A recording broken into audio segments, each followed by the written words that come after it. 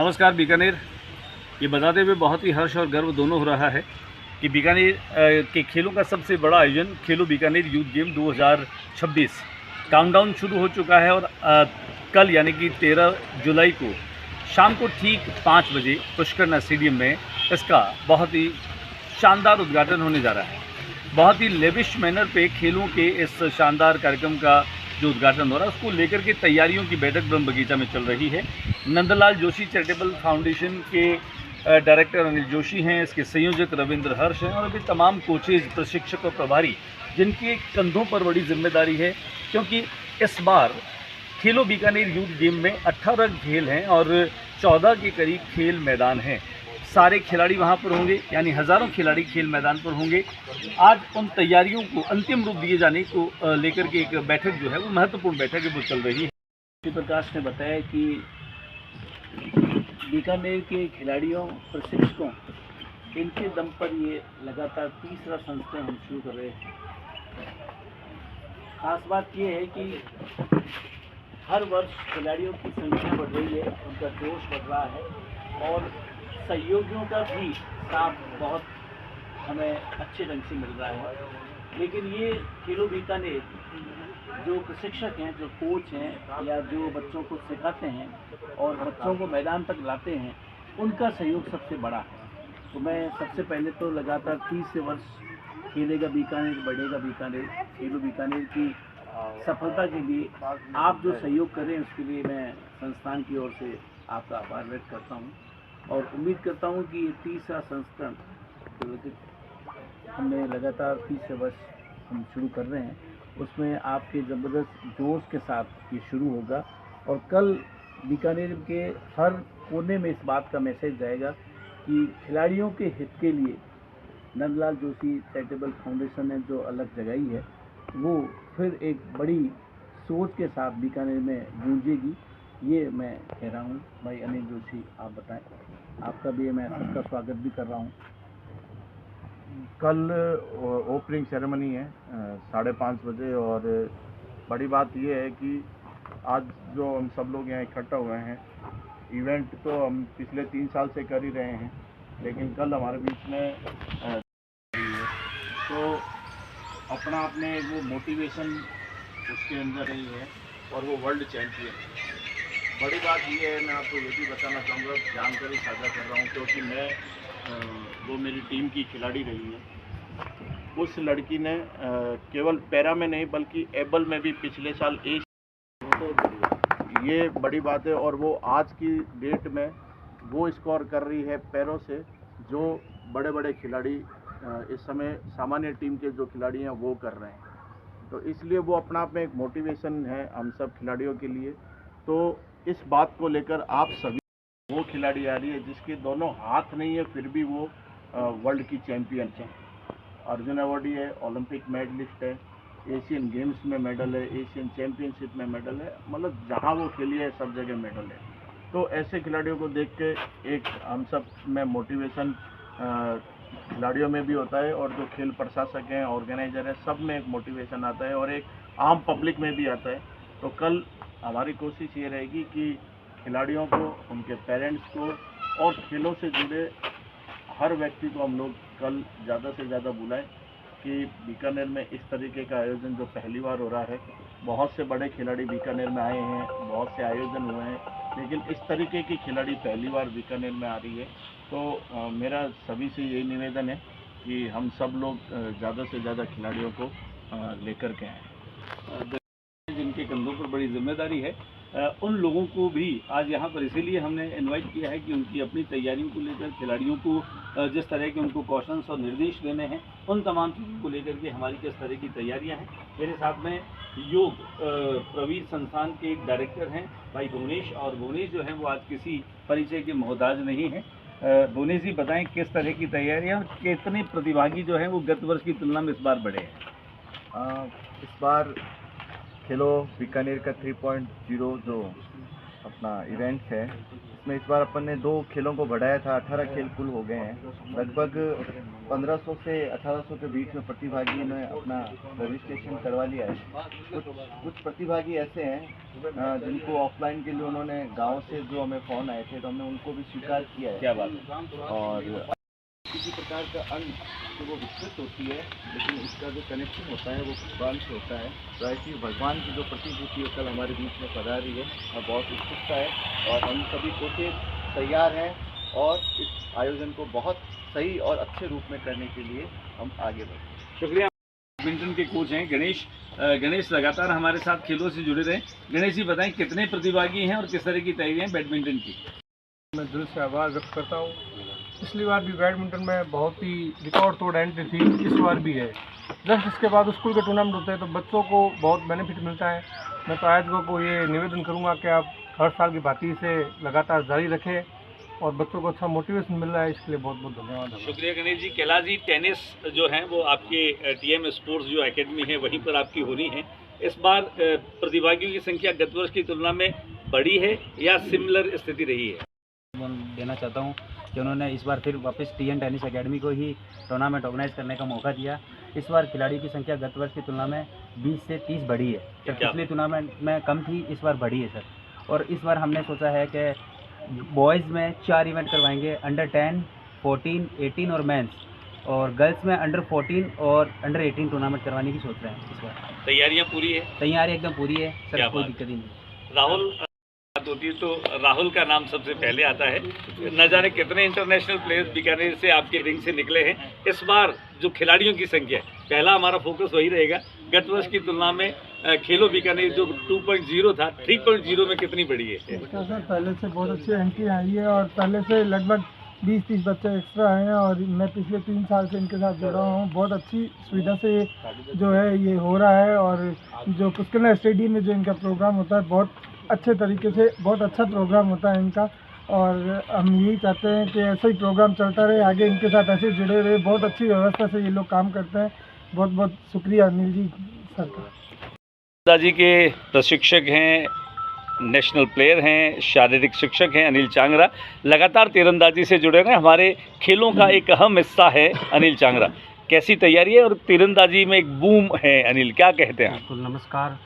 तीरंदाजी में बिल्कुल बूम है और जैसे जी जोशी जी ने कहा था कि शीतल देवी आ रही है, सिर्फ नाम लेते ही पता चलता है कि वर्ल्ड की बेस्ट खिलाड़ी है। और तीरंदाजी का माहौल बीकानेर में बहुत ही अच्छा है, बहुत खिलाड़ी तैयार हो रहे हैं और खेलो बीकानेर बच्चों को एक अच्छा प्लेटफॉर्म मिल रहा है स्कूली टूर्नामेंट से पहले, और खिलाड़ी बहुत कुछ अच्छा करने की कोशिश करेंगे आने वाले टूर्नामेंट में, और खेलो बीकानेर बच्चों के लिए अच्छा रहेगा। जितेंद्र का नाम और उसका चेहरा हमारे सामने आ जाता है। खुद भी हैवीवेट बॉक्सर हमें दिखाई देते हैं। बॉक्सिंग को लेकर हालांकि संसाधनों की कमी है विजेंद्र, लेकिन बॉक्सिंग जो खेल है वो लगातार तीनों संस्करणों में जुड़ा रहा है। किस तरह से खिलाड़ियों का बूम है, कैसी क्वायरीज है, कितने खिलाड़ी आ जाएंगे इसमें? सर थैंक यू, आपने हम बॉक्सिंग गेम को ऐड किया उसके लिए, और बॉक्सिंग में निरंतर बढ़ती जा रही है एंट्रियाँ। और मैं बड़े बोल नहीं बोलूँ तो बीकानेर से जो आसपास की तहसीलें हैं, कोलायत, डूंगरगढ़, उनके भी काफ़ी, वहाँ के भी प्लेयर्स यहाँ पार्टिसिपेट करने के लिए बहुत एक्साइटेड हैं। और जिस प्रकार से बीकानेर खेलो बीकानेर का जो एडवर्टाइजमेंट हुआ है और आउट ऑफ राजस्थान बीकानेर से बाहर के लोगों को, मैं कह रहा हूँ एज ए दर्शक भी यहाँ देखने के लिए वो आ रहे हैं। तो हमारी सारी टीम को बहुत बहुत धन्यवाद और एडवांस में बेस्ट ऑफ लक। हम फिर अच्छा करेंगे। गाइड करो वचन।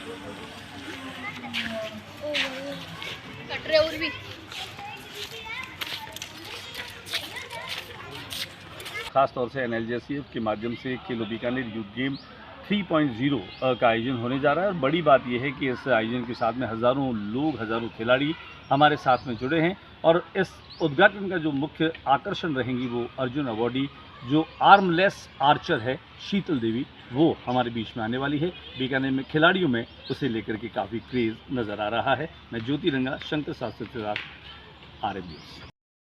नमस्कार। खेलो बीकानेर यूथ गेम 3.0 इसके संयोजक रविंद्र हर्ष स्वयं एक बड़े इवेंट ऑर्गेनाइजर रहे हैं, पुराने खिलाड़ी रहे हैं और इस तरह के आयोजनों का खासा महत्व है और खासा अनुभव भी इनको रहा है।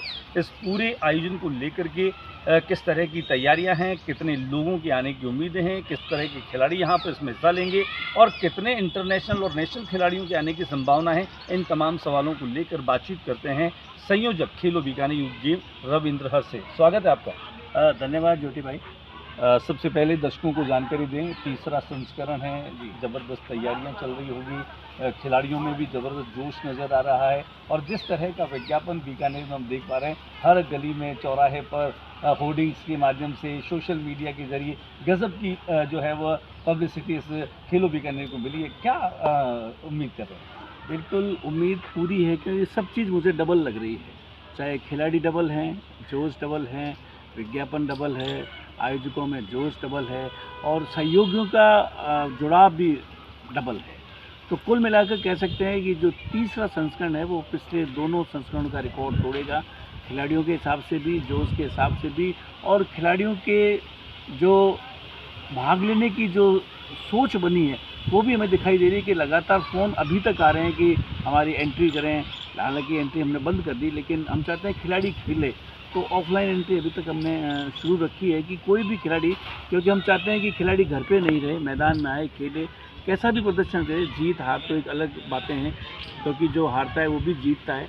और जहाँ तक आपने बात की विज्ञापन की या खिलाड़ियों के भाग लेने की, तो उसमें जो वृद्धि हुई है उसका कारण है कि पिछले दोनों बार बिना किसी विवाद के, बल्कि पूरी पारदर्शिता के साथ ये कार्यक्रम हुआ, आयोजन हुआ, तो उन्होंने देख लिया कि खेल भावना के साथ हो रहा है। जैसा हम बरसों से सुनता है वो खेल की भावना से खेलें, कोई भी तरह का विवाद नहीं, इसलिए लोगों में क्रेज़ बढ़ा है। एक बात और रविंद्र जी, यहाँ बीकानेर में हमने इतने सारे स्पोर्ट जो हैं, या तो जातीय टूर्नामेंट्स में देखे जी, जो साबा ओलंपिक बीकानेर की परंपरा रही, उनमें इतने सारे खेल होते, इतने उसमें भी नहीं होते थे। हाँ, उनमें भी कुछ प्रमुख खेल होते थे, वॉलीबॉल हो गया, फुटबॉल हो गया, इस तरह के खेल होते थे। लेकिन 18 खेल एक साथ, स्पोर्ट्स एक साथ ऑर्गेनाइज करना बहुत टफ टास्क है। एक तरह से मैं कहूँ कि छोटा मोटा जो है वो कॉमनवेल्थ और एशियन और ओलंपिक जैसा स्वरूप आ जाता है, वो नहीं, लेकिन सुविधाएं और आपको मुझे लगता है बहुत मैनेजमेंट के लिहाज से बहुत सारी प्रिपरेशन करनी होती होगी। कैसे कर पाते हैं? बिल्कुल यही कारण होता है जब हम भीड़ से अलग लगते हैं। कुछ जब आदमी चैलेंज को स्वीकार करता है, क्योंकि एक दो गेम तो हर कोई करा लेता है, लेकिन इतने गेम लेना, हालांकि आपने बिल्कुल सही कहा कि एक मैनेजमेंट, एक टीम, क्योंकि सबसे बड़ा हमारा जो चैलेंज को पूरा करने का काम है वो हमारे पास बहुत बड़ी टीम है। और एक, जैसा आपने पहले कहा कि लगातार बरसों से हम लोगों के बीच में हैं, तो जब भी हम इनको कहते हैं तो ये सब हमारे साथ जुड़ जाते हैं। तो जितने भी प्रशिक्षक हैं, जितने भी कोचेज हैं या जो अन्य संस्थाओं के लोग जो अलग अलग जगह पर ये गेम करते हैं, तो एक ये जो टीम स्पिरिट है उसका कारण है कि हम लोगों के काम आते रहें। तो जब हमें ज़रूरत होती है लोग हमारे साथ होते हैं। और 18 गेम करना, हालांकि आपने कहा कोई छोटी मोटी टास्क नहीं है, बड़ी टास्क है, लेकिन कुछ अलग करने में, कुछ बड़ा करने में अलग आनंद आता है। तो लेकिन 2 महीने से ज़्यादा हो गए हमें लगे तैयारी करते क्योंकि आज जब तो हम एक दिन में क्या नया देखने को मिलेगा? आज जब एक दिन पहले हम खड़े हैं तो पुष्करमा शेड्डी में उधर तैयारियां चल रही है, उसके भी कुछ अंश हम आपको दिखाएंगे। लेकिन उसमें तैयारियों में मुख्य रूप से जैसे हम चाहते हैं, खेलों में एक आजकल आकर्षण ज़रूरी होता है कि क्या सिर्फ खेल उद्घाटन नहीं है, तो उसमें गुब्बारे भी होने हैं, बैंड भी होना है, मार्च पास्ट होनी है, शीतल देवी अपने आप में आकर्षण होगी। इसके अलावा कुछ गेम जैसे हमने जोड़े हैं तो उनकी परफॉर्मेंस भी वहाँ पर होनी है, चाहे कूडो की हो, चाहे योग की हो, या अन्य जो कुछ डांस प्रस्तुति हो, कुछ गायन के हो, मतलब सबको हमने जोड़कर एक ऐसा माहौल बनाया कि लगे बीकानेर आकर वहाँ ठहर गया हो। सारे खिलाड़ी हैं, आतिशबाजी भी होगी, खिलाड़ी भी होंगे, कलाकार भी होंगे, मैनेजमेंट के लोग भी होंगे, राजनेता भी होंगे, प्रशासनिक अधिकारी भी होंगे, समाज सेवी भी होंगे, उद्योगपति भी होंगे। मुझे लगता है ऐसा कोई वर्ग नहीं होगा जो वहाँ पर नहीं होगा। जो वहाँ पर नहीं। हाँ, अच्छा, ऐसी एक हाँ। सवाल और है मेरा रविंद्र जी, हालांकि ये चलते चलते बिल्कुल अनौपचारिक सा ही सवाल है जी। चूँकि खेलो बीकानेर जब शुरू किया गया तो उसके पीछे जो मूल ऑब्जेक्टिव था हाँ। केवल खेलों को खेलों के लिहाज से करना है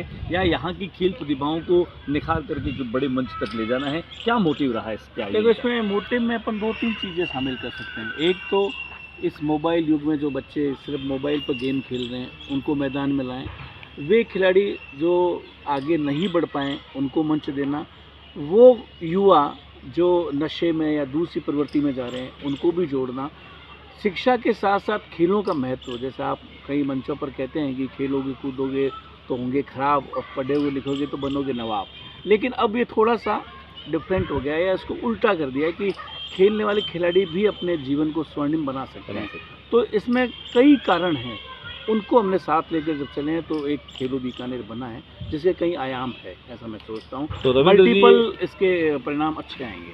कुल मिलाकर के ये माना जाए या एक संदेश दिया जाए कि खेलो बीकानेर वो मंच होगा जहाँ से हाँ। आने वाले समय में बीकानेर या इस मरु नगरी की खेल प्रतिभाएं अंतर्राष्ट्रीय मंच पर अपनी प्रतिभा का जौहर दिखेंगी। और कल भी वहाँ कुछ ऐसे राष्ट्रीय और अंतर्राष्ट्रीय खिलाड़ी बीकानेर के भी होंगे, शीतल देवी के अलावा, जो अभी वर्तमान में राष्ट्रीय और अंतर्राष्ट्रीय इंडिया को स्तर पर रिप्रेजेंट करें, वो भी होंगे। बातचीत के लिए और जानकारी के लिए बहुत बहुत शुक्रिया रविंद्र हर्ष हमारे साथ में थे, इसके संयोजक हैं। और वाकई में बड़ी तफ्ताश के 2 महीनों से अधिक का समय हो गया, बल्कि मैं तो ये कहता हूँ जैसे ही एक संस्करण खत्म होता है अगले संस्करण की तैयारियाँ उसी दिन से शुरू हो जाती है और एक अद्भुत और शानदार और यादगार आयोजन खेलो बीकानेर यूथ गेम 3.0 होने जा रहा है। कल यानी 13 जुलाई सोमवार शाम को ठीक 5 बजे पुष्कर स्टेडियम में आप भी अगर खेलों से प्यार करते हैं, अगर आप भी खेलों से थोड़ा बहुत भी जुड़ाव रखते हैं तो आप ज़रूर पधारिएगा, आइएगा, आपका करेंगे इंतज़ार। मैं ज्योति रंगा, मेरे साथी कैमरा पर्सन शंकर सारस्वत के साथ आरएम न्यूज़। नमस्कार, खेलो बीकानेर 3.0 का बिगुल बज चुका है। 13 जुलाई सोमवार की शाम को ठीक 5 बजे पुष्कर स्टेडियम में भव्य और रंगारंग उद्घाटन समारोह होने जा रहा है। 18 खेल, 14 खेल मैदान, हज़ारों खिलाड़ी, ये सब कुछ नज़ारा होगा खेलो बीकानेर यूथ गेम 2026 का। हमारे साथ में भारतीय तीरंदाजी टीम के कोच और NLJCF के डायरेक्टर कहूँ मैं, इस पूरे खेल आयोजन की परिकल्पना को बीकानेर के लोगों और खिलाड़ियों के सामने रखने वाले अनिल जोशी बातचीत करते हैं। जोशी जी, स्वागत है आपका। बहुत बहुत धन्यवाद सर आपका। खेलो बीकानेर, 1-2 खेल कराने से लोगों की हिम्मत जवाब दी जाती है, 1 साल 2 साल कराते हैं, लगातार तीसरे साल, और खेलों में भी लगातार इजाफा, पहले 9 गेम, उसके बाद फिर 17 गेम, इस बार 18 गेम। किस तरह की स्ट्रेटेजी है, क्या चाहते हैं, क्या बीकानेर को देना चाहते हैं? देखिए, बीकानेर में खेलो बीकानेर एक मैं यूँ कहूँ तो एक संस्थान ने शुरू किया था, लेकिन आज ये खेल पूरे बीकानेर का बन चुका है। अब संस्थान मायने नहीं रख रही है, बल्कि ये एक ज़िले का खेल हो गया है और अब इसको संभालने के लिए, इसको आयोजन करने के लिए बहुत से लोग जुड़ गए हैं। तो अपना आप में जैसे जैसे ज़्यादा से ज़्यादा लोग जुड़ते हैं, जैसे जैसे जुड़ाव हो रहा है, ऊर्जा, सकारात्मक ऊर्जा अपने आप आती रहती है। और अभी तक तो यहाँ पर नहीं रुकना है, क्योंकि वो सपना देखना है कि एक मैदान में 5000 बीकानेर के खिलाड़ी एक साथ खेल रहे हैं। वो दिन अब दूर नहीं, निश्चित तौर पर बहुत जल्दी इस 3.0 के बाद में होने वाला है। अनिल जोशी तीरंदाजी टीम का वो चेहरा, वो नाम है जो आज बीकानेर के लोगों की जुबां पर है, और मैं ये बात कहते हुए बड़ा गर्व अनुभव करता हूँ, दर्शकों को बताना भी चाहता हूँ कि अनिल जोशी ने यहाँ ऐसे तीरंदाजी खिलाड़ी दिए हैं जिन्होंने राष्ट्रीय और अंतर्राष्ट्रीय स्तर पर इस मरु नगरी के नाम को रोशन किया। वो एक खेल की बात है, लेकिन इतने सारे खेलों के जरिए क्या अनिल जोशी ऐसा चाहते हैं कि सभी खेलों में अंतर्राष्ट्रीय फलक पर जो हैं वो इस मरु नगरी का नाम रोशन करने वाले खिलाड़ी निकले? देखिए सर, मैं एक बात कहना चाहूँगा कि यह मतलब कि संस्कारों में है, और मैं यूँ कहूँगा कि ये विरासत में मिले हैं कि आपने अगर कुछ सीखा है तो आप अपने परिवार को, समाज को और अपने शहर को कुछ दें। ये जो खेलो बीकानेर के माध्यम से जो प्लेटफॉर्म है, वो मैं आपको आज बताना चाहता हूँ कि मैं कम से कम 10 से ज़्यादा देशों में गया हूँ, और देश के उन सभी बड़े आयोजनों के प्लेटफॉर्म पर मैंने आर्चरी के माध्यम से काम किया है। जहां पर एक नहीं, दो नहीं, 10-10, 15-15, 20-20 खेल एक साथ भारत सरकार की तरफ से आयोजित होते हैं। वो बड़े सभी प्लेटफॉर्म पर मुझे काम करने का अवसर मिला, तो वहाँ पर जो चीज़ मैंने सीखी आयोजन कमेटी के साथ जुड़ कर के और बहुत नज़दीक से जब मैंने देखा, तो मैंने सोचा कि जब ये इतना बड़े आयोजन हो रहे हैं, क्यों ना बीकानेर भी ऐसे आयोजन करवा सकता है। ऐसे आयोजन के लिए जिस तरह से संसाधनों की ज़रूरत पड़ती है, धन की ज़रूरत पड़ती है, स्पॉन्सर्स की ज़रूरत पड़ती है, वो सब भी आप जुटाते हैं, कैसे मैनेज करते हैं? देखिए, मैं ये कहूँगा कि बीकानेर पूरे हिंदुस्तान में, मेरी बात पर गौर कीजिएगा, आयोजनों को लेकर पूरे हिंदुस्तान में बीकानेर एक ऐसा ज़िला है जो बड़े से बड़ा आयोजन करवाने की क्षमता रखता है। और वो इसलिए रखता है क्योंकि यहाँ पर स्पॉन्सर्स बोल के नहीं, बल्कि कंधे से कंधा मिलाकर, कदम से कदम बढ़ाकर साथ चलने के लिए, आयोजन को सफल बनाने के लिए यहाँ पर लोग तैयार रहते हैं। और उसी वजह से आज 18 खेल एक साथ एक मंच पर 14 खेल मैदानों पर आयोजित हो रहे हैं। क्या बात है अनिल जी, ये कहा भी जा सकता है कि जो सहयोगी या स्पॉन्सर्स हैं उनका ट्रस्ट होना चाहिए आयोजकों पर कि कराने वाले और किस तरह का कराने वाले। जी बिल्कुल, जो दिखेगा तभी बिकेगा, यह बात सत्य है। खेलेगा बीकानेर तो बढ़ेगा बीकानेर। तो इसीलिए आयोजनों को भी इस बात का ट्रस्ट है कि अगर हमारा शहर खेलता रहेगा तो निश्चित तौर पर आगे बढ़ता रहेगा। और ये बात माननीय प्रधानमंत्री जी हमेशा खेलों के मंच पर ये कहते रहते हैं कि जिस शहर में खेलों के आयोजन होंगे उस शहर को हमेशा विकास की गति पकड़ेगी। शुक्रिया। आयोजनों से भी शहर के विकास को गति मिलती है, यहाँ की अर्थव्यवस्था जो है उसको गति मिलती है। और खेलों की अगर बात करें तो खेल माध्यम है उस शहर के हेल्थ के कार्ड का जो वाकई में हम बेहतर तरीके से देखना चाहते हैं। तो आइए जुड़े खेलों से हमारे साथ बातचीत कर रहे थे अभी भारतीय तीरंदाजी टीम के कोच अनिल जोशी। कुल मिलाकर के खेलेगा बीकानेर तो बढ़ेगा बीकानेर, इस उद्घोष के साथ बीकानेर यूथ गेम 3.0 शुरू होने जा रहे हैं। बने रहिएगा हमारे साथ क्योंकि हम दिखाएंगे अलग अलग खेल मैदानों से अलग अलग खेल स्पर्धाएं और खिलाड़ियों के कौशल। नमस्कार। खेलो बीकानेर यूथ गेम 2026 अब तैयारियां पूरी है और काउंटडाउन शुरू हो चुका है। बीकानेर के वरिष्ठ फुटबॉल के खिलाड़ी रहे जिन्होंने यूनिवर्सिटी लेवल पर फुटबॉल खेला है और खुद जो है फुटबॉल के ज़बरदस्त जुनूनी हैं, मैं यूँ कहूँ फुटबॉल के प्रशंसक हैं। मनोज व्यास फुटबॉल को लेकर एक दीवानगी इनके चेहरे पर नज़र आती है। अब इन दिनों फीफा फुटबॉल चल रहा है, देर रात तक जाग करके फुटबॉल के मैच देखते हैं, लेकिन खेलो बीकानेर यूथ गेम को लेकर के और इससे भी इनका गहरा जुड़ाव है, इस पूरी टीम के साथ में इनका जुड़ाव है।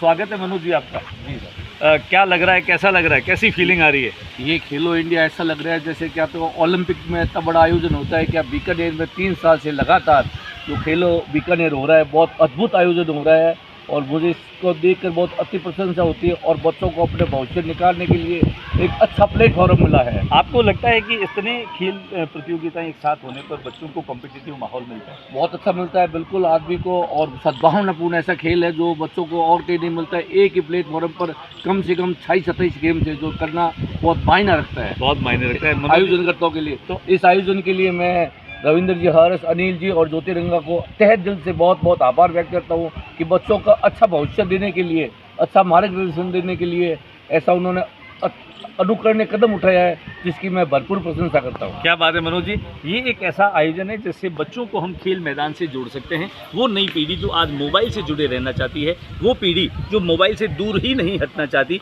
ऐसे बच्चों को मोबाइल छुड़ा करके खेल मैदानों तक लाया जाए। शायद ये एक बहुत ही कारगर पहल है और बहुत ही सार्थक पहल है।